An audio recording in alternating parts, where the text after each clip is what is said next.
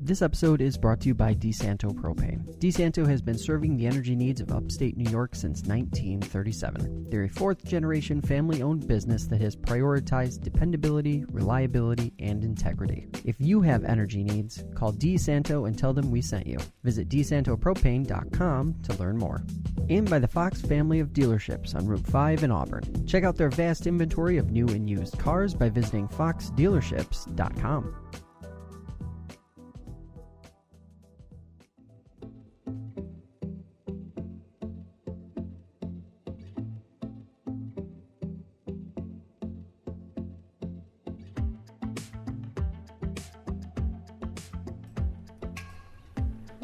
All right, welcome to episode 212 of the Inside the FLX podcast. This week we are going one-on-one with the only candidate officially running in the New York State Assembly District 131 at the moment. Of course, that is likely to change in the next few days or so.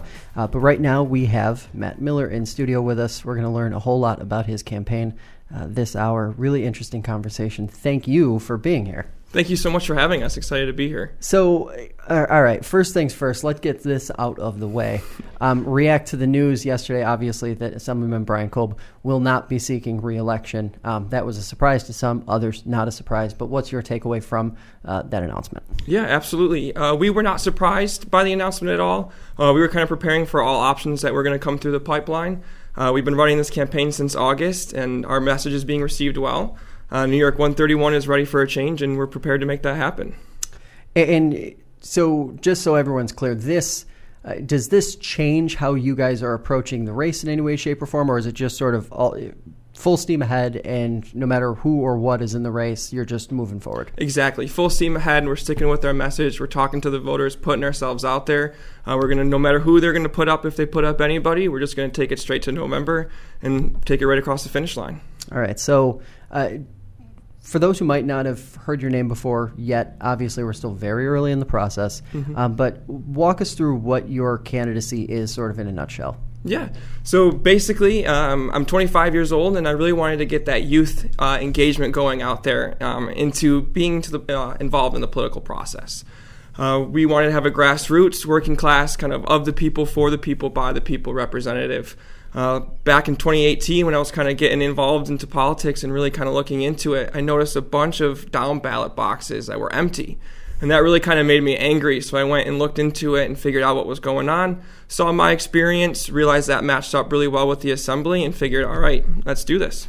Yeah. So when someone asks you, why are you running? What do you tell them? What's the sort of inspiration for why you chose now as opposed to 2 years from now or 2 years ago, or vice versa? Absolutely.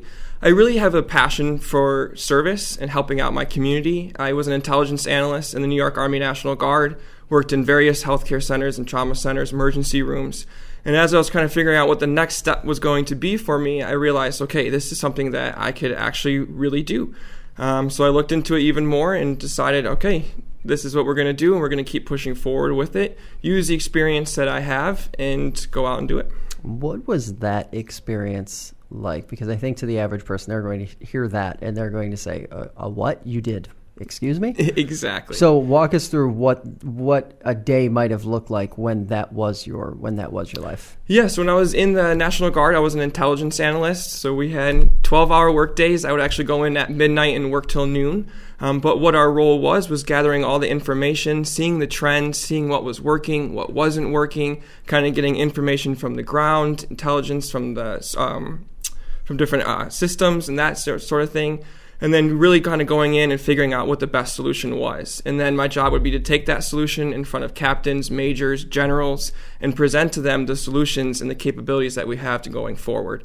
So that kind of experience kind of directly correlates in with being an assemblyman. I would have to go out there, get all the information, see the trends, see what's working, see what's not, be on the ground getting that information, and then in this way presenting a solution in the form of a bill. And I'm glad you brought that up, because probably one of the biggest pieces of feedback we see on the editorial side about Albany in general is that it's a chaotic mess, and it seems very difficult to get specific pieces of legislation through if it's not bundled in with the budget, unfortunately.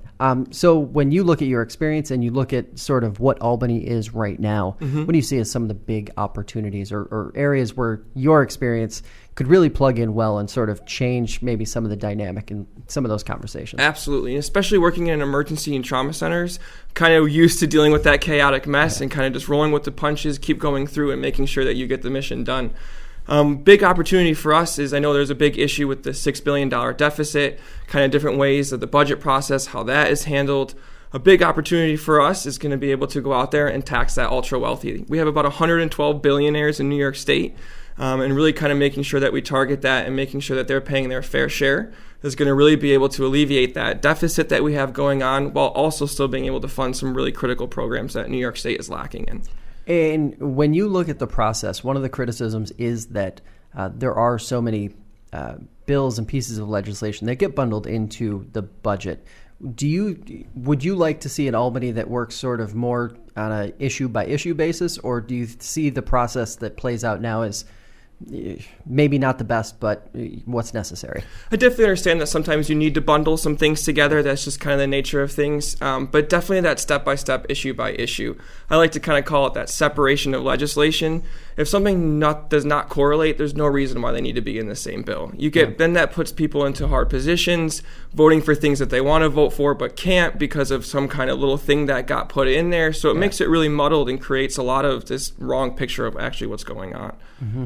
So what are, say, the top 3 issues that you've sort of spotlighted through your campaign so far that you really want to focus on and think you can bring the most change for? Definitely. The first one would be climate change, really tackling that head on. I know right now the Ontario County and Seneca County, which is both in our district, are receiving natural disaster relief because of how much flooding we have going on in our area, and that's definitely affected by climate change. A lot of people don't realize that our region is destined for a lot wetter area with climate change. And with everything going on with that, it's going to affect our farms, it's going to affect our lakes, which we already are starting to see. Lots of opportunity to help our farmers out in this instance, having them be a part of our solution rather than the problem, which people are painting this light. And really focusing on job creation along with it. We're also focusing on healthcare, mainly focusing on lowering prescription drug prices and access to medication as well. Really cool way of doing that is giving some pharmacists more prescribing power while they're working alongside those primary care physicians and being able to directly prescribe patients' medications. And the other one is community resilience, and that's kind of that broader sense of social problems that we have going on, mental health, homelessness, opioid epidemic, but also infrastructure as well. So really making sure our communities are built well, our community members are functioning well, and that they're set up for success in New York. And that last piece, I want to hone in on. We're going to talk about the other items in a minute, of course, but the infrastructure piece, because that's one of those items that it doesn't matter whether it's a Republican or a Democrat, infrastructure tends to come up repeatedly. When you look at infrastructure in the district, what are some of the focus areas that you kind of see as really problematic that need to be addressed sooner rather than later? Definitely. Really just reinforcing the infrastructure that we currently have. Yeah. It's been so outdated, and I know it costs a lot of money, but really making sure that we get those. I mean, over in Victor, you have streets flooding out, so cars can't drive by. You have all kinds of issues that are going on with infrastructure. And while we're getting ready and fighting climate change in our healthcare, we need to make sure that that kind of infrastructure is ready to go as well. So really just kind of the infrastructure that we have that's crumbling, really reinforcing that, but getting it set up for the future problems that we have coming up as well. Because you're bringing up things that ultimately will cost money to implement, I'm sure there are a few people who are listening right now who are going to say, he's a Democrat, he wants to spend more of my tax money, he's going to raise taxes, life is going to be even harder in New York State. Debunk that or walk us through how you sort of respond to that when it comes up, because I'm sure it does from time to time. Absolutely. And this is really an important issue for me, too, because I do work part-time while I'm campaigning. Before that, I worked full-time at the liquor store that I'm currently at Ryan Wine and Spirits. I am a working-class New Yorker, so these taxes and these spendings, they directly impact me. Yeah. And while we're talking about that, in the budget proposal, we have a proposal out there that's going to lower middle-class taxes and support small businesses. So really going forward and making sure that we're doing that is really appropriate. And that's what I was talking about before, where we tax the ultra-wealthy. with those billionaires that we have in New York State, I mean, there's one that has $23 billion. Take $2 billion away from them, they still have $21 billion, and we're going to be able to fund some critical infrastructure just off of one of those billionaires that we have. And people are like, oh, but then they're going to flee New York State. They're staying in New York State because they have their 7th, 8th, and 9th house in New York State. Being able to really make sure that they're paying their fair share so we can really start taking that burden off of everyday New Yorkers. Now, when you look at the issues that you sort of spotlighted when you were heading into the campaign, what were some of the things that you heard from voters, and did it align, or were there some things that sort of popped up that maybe weren't quite on your radar to start with, but then got there because of the things you were hearing? Absolutely. Definitely things were pretty much aligned. There was some slight variation, especially when it came to healthcare, whether I supported the New York Health Act, the current system that we have, or introducing a public option. That's kind of a normal rift that's happening among Democrats right now. But while we go in and deep down and explain everything that's going on, we can pretty much get on the same page with most people when it comes to the healthcare aspect. But really, those 3 issues that I laid out were the ones that we've been hearing the most of, and that's why we really wanted to focus on those. Is it problematic in your view, especially with your experience, that in politics it sort of seems as though to the average, I'll say the outsider looking in, it feels like oftentimes politicians are looking for the easiest solution or the quickest solution, rather than maybe something that would be more complex, more complicated, maybe a little more difficult to sell to constituents, but would be far more effective in the grand scheme. And if so, how would you sort of enter into that and try to bring some of that nuance into these conversations? And maybe, and you said healthcare, and that sort of sparked my mind, where it's either single payer or nothing, or what we have now. And it's sort of like there could be an in-between, there could be a nuanced solution. So how would you get into that sort of conversation? Definitely, just having the conversation in general. Right now, our current representative is just lacking in transparency and getting out there and talking to voters. So really getting on the ground and talking to people and seeing where their minds are at, what's driving them, and just having that open, honest conversation to see what's going. I look at it as if I get elected in November, I have 2 years to get as much done as I possibly can. Whether it's complex or not complex, we're going to go after it. That's what needs to happen. It's not about what's going to come next for the next re-election, or how I'm going to get more power, or how we're going to do this. It's about what needs to get done. Now that we've had Democrat control in the Senate, a lot of that low-hanging fruit has already been picked. And now it's really time to get into that nitty-gritty and really figuring out how we can stop the root problems of what we are things that we're seeing, and really trying to lift up all those boats in New York State. Has that been part of your pitch in terms of to voters on both sides of the aisle as you've talked to them? Because it would certainly seem at this point in the game, the way Albany is structured now, that having a Democrat representing a rural district in upstate New York would probably be a little more beneficial on the policy side than having someone in the minority who maybe can't get as much legislatively done over the course of a 2-year period. Definitely. Having that being in that majority and having a stronger seat at the table, we can definitely really start empowering our district.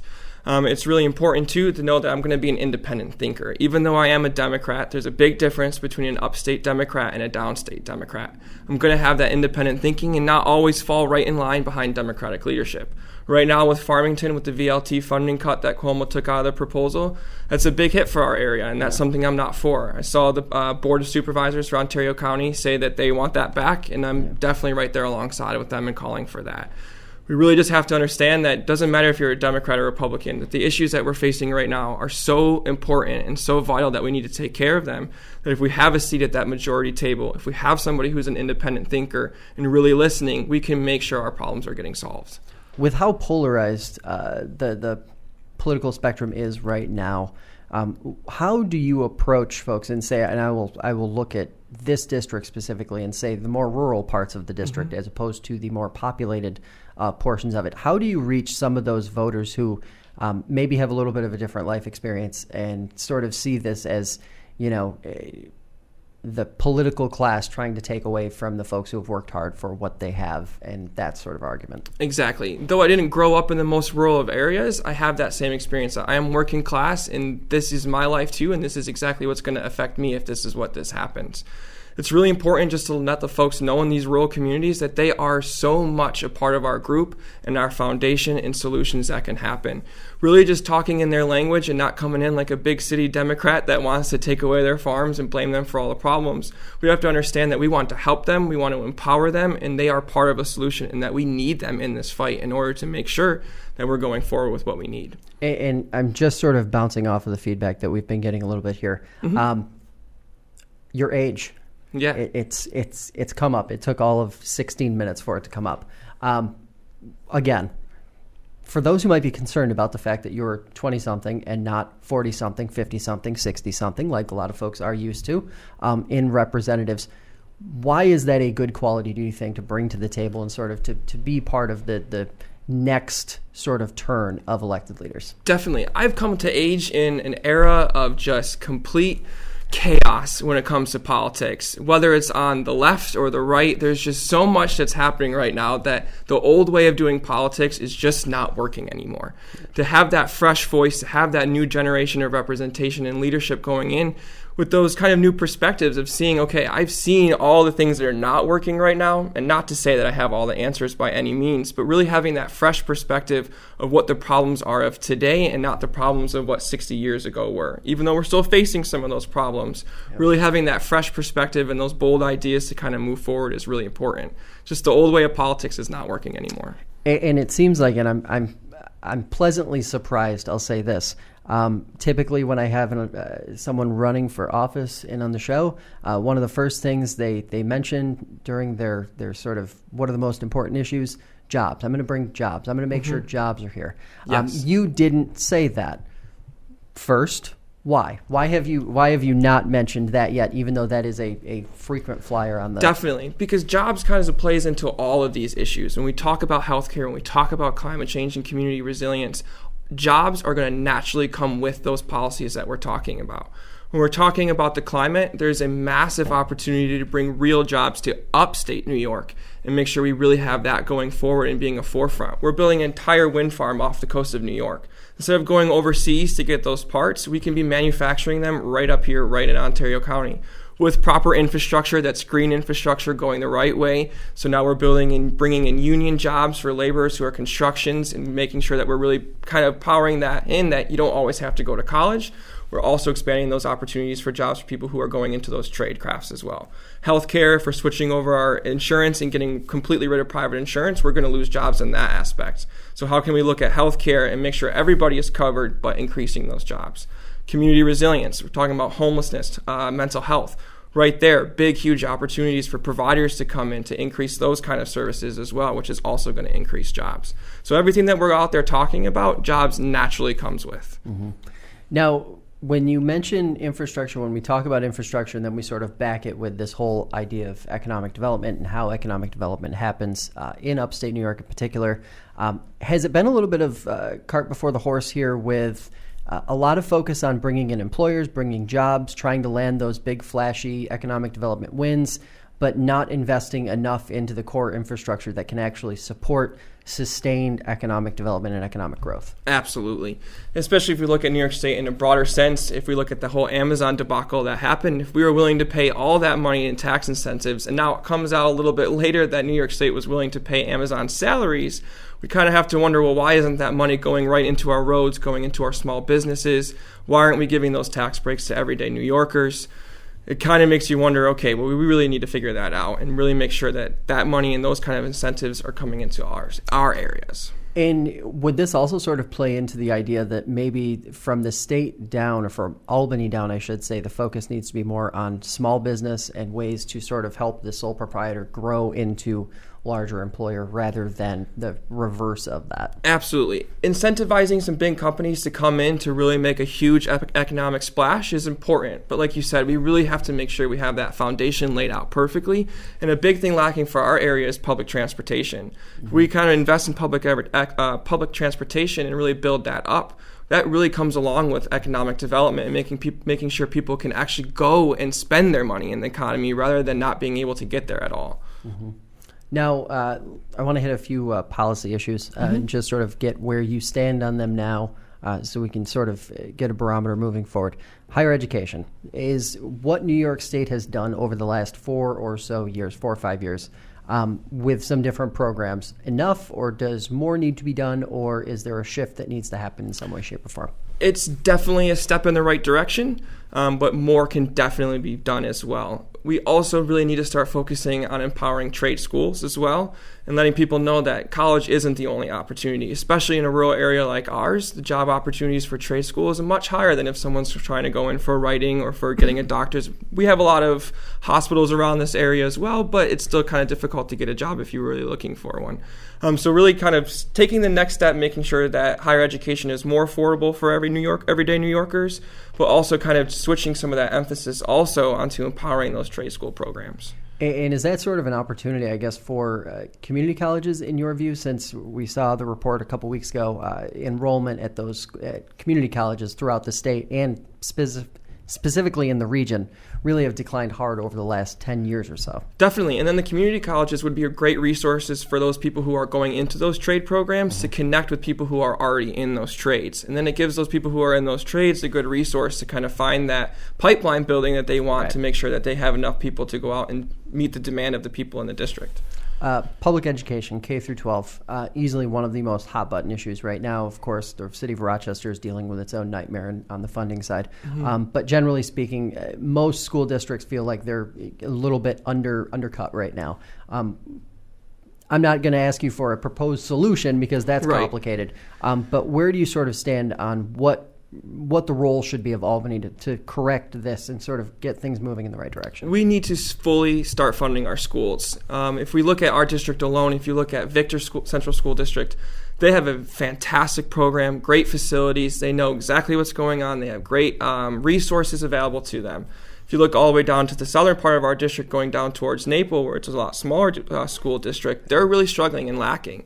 I went to school in West Irondequoit, and I had a really great education. And I think about all the opportunities I had in that district because of the funding that we had. But then if I think about, the counterparts in Naples, they didn't get anywhere near the experience that I got as a high school student as well. So really making sure that we're funding our schools is really important, and making sure that we're empowering the teachers and professionals who are in those buildings as well. Really making sure that Albany is there for them and that they're not there for Albany. Bail reform and discovery reform, obviously there's a lot of debate right now about what the future of these two changes is even going to be through this legislative session. But assuming things stand the way they are now, come next year and you are in office, what would be sort of your take and your approach on how to handle that? I am for bail reform. I do support the changes that were made that came into effect January 1st. I know that the Senate Democrats are looking into a proposal to roll back some of those changes. Not to say I wouldn't be interested in looking at that. I definitely want more time to pass and get more information and more data, kind of see what really is going on before we have to act. Only a month into it, there's not enough to know. I know there's a lot of fear-mongering and divisiveness going on. There's definitely things that need to be looked at, but the elimination of bail is really important. But just giving it more time to see how it's really going to affect our communities. People who are arrested and then placed with bail, if someone has that money, they could be released anyways. So some of these people who are committing these crimes could already be released back out onto the streets. So we're eliminating that two systems of justice, depending on if you're wealthy or if you're poor. But with to that Senate proposal, we really have to wait a little bit more time to kind of see what's happening with it. And of course, environmental issues. This district has obviously two very high-profile landfills, which have gotten a whole lot of attention, especially at the local level, over the last, say, 5, 6, 7 years. But that isn't the only one. You've got the harmful algal blooms. You've got all these different sort of issues coming together. What is the sort of menu of options or ways that you could possibly approach these number of issues and try to make some meaningful ground up on all of them? Yeah, there's a lot of different things that we can do. When it goes to the landfills, really the most important thing that we can do as a community is understanding the concept of reuse, reduce, and recycle. Really making sure that we can, as a community, kind of be our own EPA and making sure what's being put into those landfills is what's correct and that we're not putting an overabundance into those. When we talk about agriculture on the lakes, if we work with our farmers to practice green practices and green agriculture, like capturing carbon into the soil. We can make sure that the correct runoff is going into the lake, so we're not having too bad of algal blooms, and we can combat that climate change and go with that as well. But what's really interesting about that is we can incentivize that as well. Farmers are struggling pretty bad right now. The mental health that they're facing is because of the burdens that they're facing right now too, is really starting to cripple them. And if we can go in there and say, hey, here's some solutions how we can better our community, better your farms, and better your pockets, it's a great opportunity to work together with that. I know the supervisor in Gorham right now is kind of looking into that carbon capture as well, and really seeing how we can bring these farmers into the bigger fold, into our solutions. We can even look into a carbon dividend. So companies who are polluting too much, they have to pay a certain percentage on that, and then that money goes directly back into the people.